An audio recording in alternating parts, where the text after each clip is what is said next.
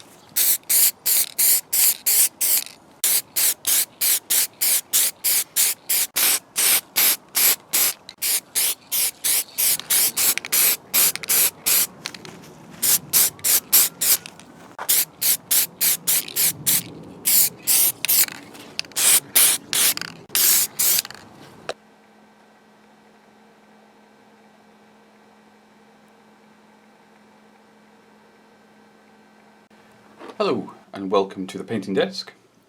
Now, when I was deciding the colour scheme for this one, there were a lot of options out there. These trucks go from very plain single colours all the way up to fancy colours, and I wanted to do something a little bit traditional looking, so I went with a green and cream for the main everything. And then for the very tiny details I'm going to be using some bright red, in this case Evil Sunz Scarlet. But because I have to go over two very different colours here, the green and the cream are like very different tones, to even everything out I'm going to use some Khorne red first, because the coverage on this stuff is fantastic and it's a very good base for red.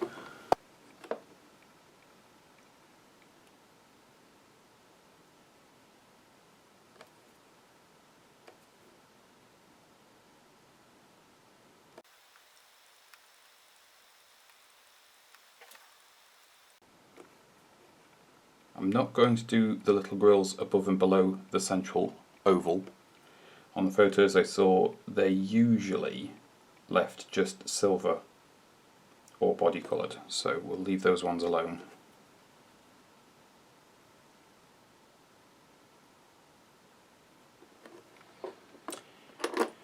And I want to do the wheels red. Of the trucks I saw, I really liked the ones that had red wheels. It really showed up nicely against the livery on the truck.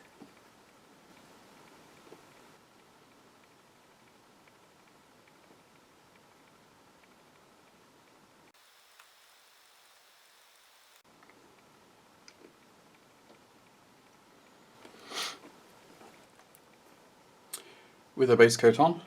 If you were going for a sort of weathered look, this would be quite good as your base, and then you wouldn't need to do quite so much weathering to get the colour you wanted. But I want this truck to be quite bright. Nice and clean, like it's just been washed or just been bought.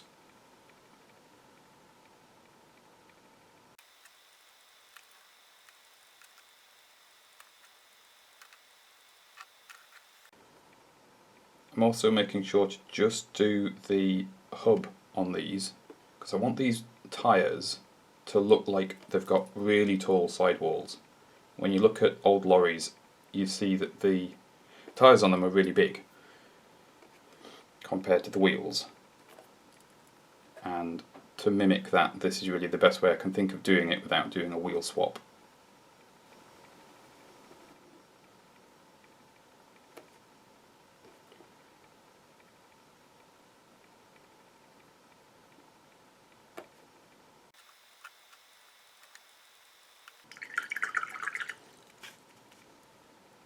If you do happen to go onto your black, you can reactivate the paint with a little bit of water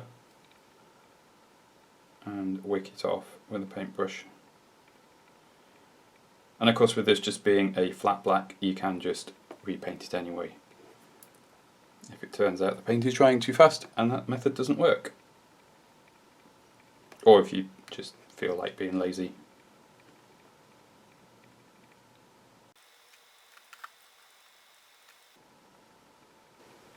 Same thing for the grille.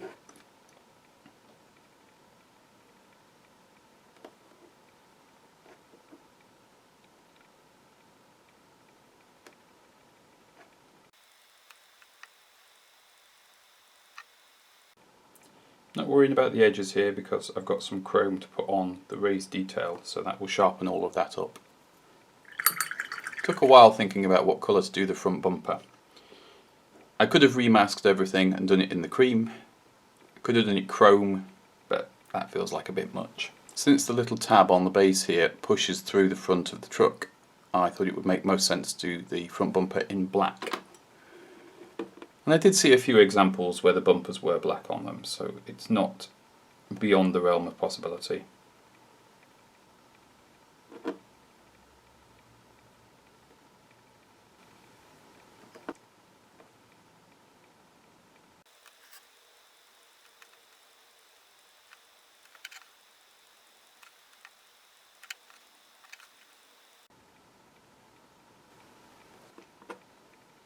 Yeah, that looks alright.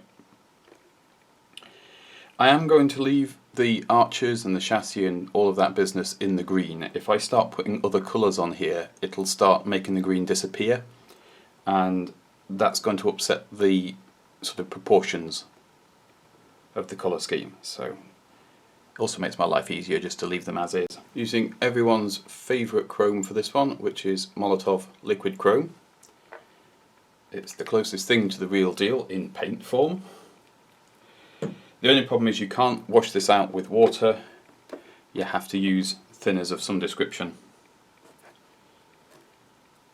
These details are very, very fine on here as well, so I'm using a 5-0 brush, which is much smaller than I would normally.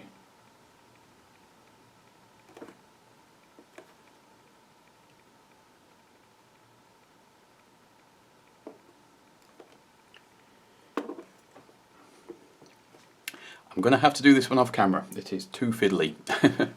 Details on this are very tiny and very fiddly, so it's quite difficult to film.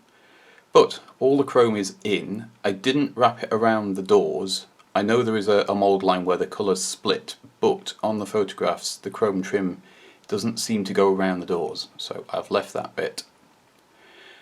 Last bit of detailing here is just some white on a few of the details, and then assembly. They're a nice simple model, these. Cleaned up that little bit of a chrome slip up.